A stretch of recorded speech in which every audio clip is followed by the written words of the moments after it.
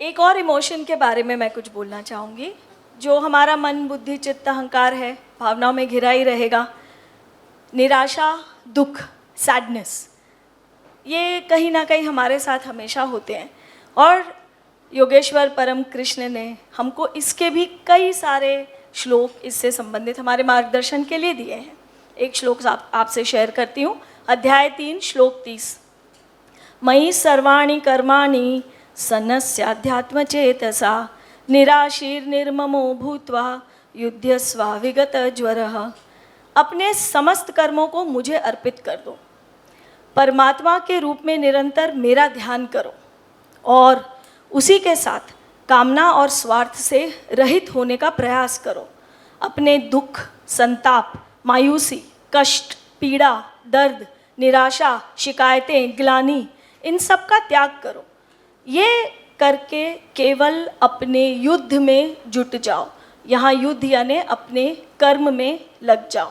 जब हम अपने अच्छे से अच्छे प्रयास करते हैं फिर भी हमें अपने मनपसंद परिणाम नहीं मिलते, तो हमारा निराश होना स्वाभाविक है।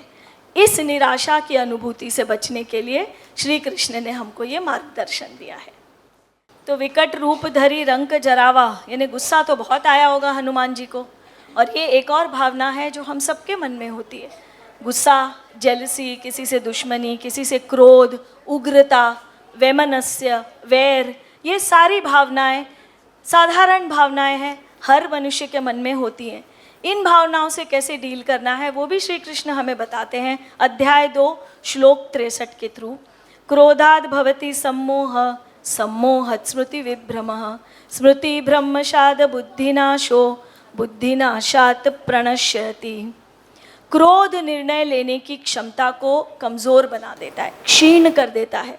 इसके कारण स्मृति भ्रम हो जाती है, हमारी एनालिटिकल मेमोरी गड़बड़ा जाती है।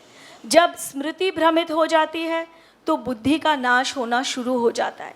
बुद्धि के नाश और कमज़ोर पड़ने से मनुष्य का पतन होना शुरू हो जाता है। एंगर से हमारी डिसीजन मेकिंग कैपेबिलिटी डैमेज हो जाती है और हमारे इंटेलेक्ट पर ऐसा असर पड़ता है कि हमारा कैरेक्टर भी वीक एंड डाउनग्रेड होना शुरू हो जाता है।